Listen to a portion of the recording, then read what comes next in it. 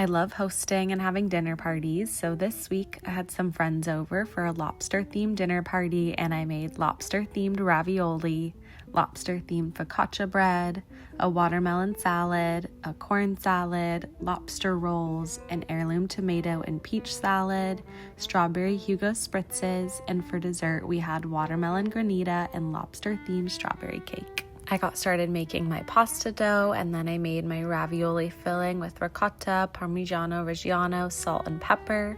I thinned out my pasta dough and then used a tiny lobster cutter to cut out the red lobsters. I attached those on to the ravioli, and then I got started on my focaccia bread. I mixed that together, added a bunch of olive oil, and then let it rise and double in size. I then did that a couple of times, folding it over on itself, and then I added it to a pan with some olive oil, added in the dimples, and then I used some tomatoes to create some little lobsters on the focaccia bread. I baked that in the oven, and then I started prepping the corn salad. I boiled the corn, cut it off the cob, and added everything to a bowl, mixed that up, and then topped it with some avocado. I then chopped up some watermelon, added raspberries, blueberries, some feta and mint, the little lime juice, olive oil, tahini, and some flaky salt for the watermelon salad. Here are all of our appetizers. It was so fun and colorful. I then made some strawberry Hugo spritzes, which were so yummy. I will be drinking this all summer long. My friends dressed very on theme, which was so much fun.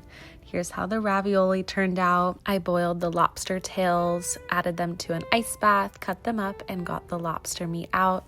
I cut that up, added some butter to the stove, cooked the ravioli, then buttered the lobster rolls, added the melted butter, a little mayonnaise, some chives and garlic to the lobster. Then I browned the lobster rolls and assembled the salad, adding peaches, nectarines, some heirloom tomatoes, and burrata. And here is the final product for our dinner. And then earlier in the day, I blended up some watermelon, lime juice, and mint for the watermelon granita. I added that to a pan and let it sit in the freezer, mixing it up about every hour. And then I made a vanilla cake, got the cake baking, and when we were ready for dessert, I made a quick frosting recipe.